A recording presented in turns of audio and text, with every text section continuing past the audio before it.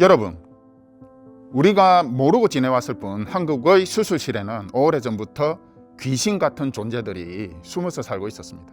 그 귀신 같은 존재들로부터 여러분들과 여러분들의 자녀들의 신체와 생명을 지키고 싶다면 국민청원에 동의하십시오. 저는 지난 7년 동안 유령수술 살인마들의 뒤를 추적해온 성형외과 의사 닥터 벤데타입니다. 저는 2018년까지 대한성형외과 의사회라는 성형외과 전문의 단체에서 법제의사, 특임의사 등의 직무를 수행했었고 지금까지 유령수술 살인마 처단을 위해 백방으로 뛰어다니고 있습니다. 한국에서 유령수술 살인이 시작된 시점은 2000년 초반부터입니다.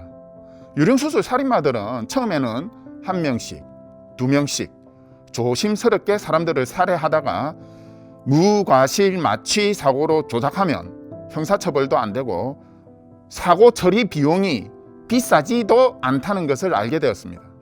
그들은 아따붙어서 수십 명의 고용의사와 모든 직원들을 총동원하여 대규모 유령수술 공장을 운영하였고 10명, 20명, 심지어 30명 가까이 살해한 것으로 추정되는 유령수술 공장들도 등장하였습니다. 우리가 기사를 통해서 듣거나 주변에서 일어난 사망, 내사, 장애 사고들의 상당수가 사실은 유령수술 과정에서 벌어진 사건들이었던 것입니다.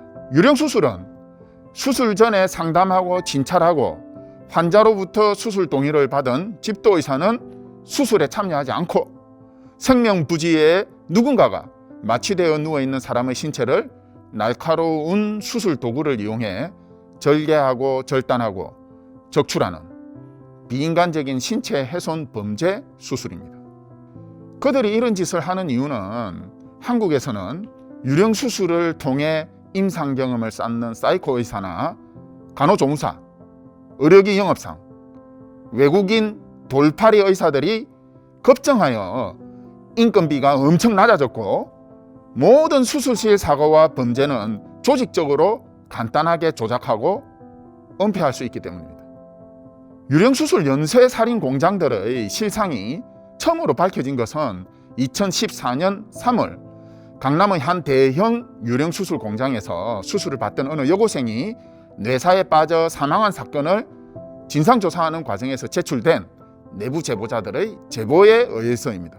진상조사에 의하면 병원장은 위급해 보이는 여고생을 이송하자는 집도의사의 의견을 묵살하고 무업정에서 회복되는 여고생에게 병원장과 마취과 의사가 훨씬 더 강력한 마취제를 투여하여 여고생이 살아날 마지막 기회를 빼앗아간 것입니다.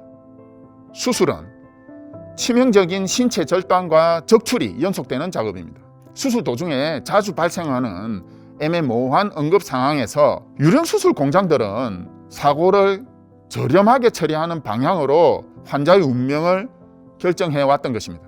여러분, 한국에는 유령수술, 동치수술, 분업수술, 무단장기 적출수술 같은 범죄 수술들이 돈벌이 수단이 되어 활개를 치고 있습니다.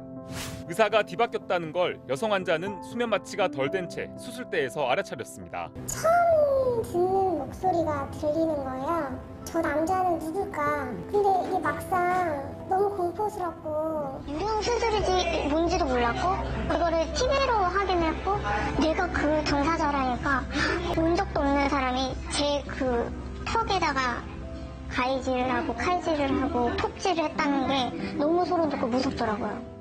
믿었던 의사에게 배신당하고 정체불명의 유령의사들에게 신체가 훼손당하다가 처참하게 살해된 수백 명의 여고생, 여대생, 취업 준비생들의 원혼을 달래기 위해 그리고 여러분들과 가족들이 범죄 수술의 공포에서 벗어나고 싶다면 유령수술 살인자 처벌 국민청원에 동의하시기 바랍니다. 처벌되지 않는 수술실 사이코들은 언제든지 여러분들과 가족들을 찾아갈 것입니다.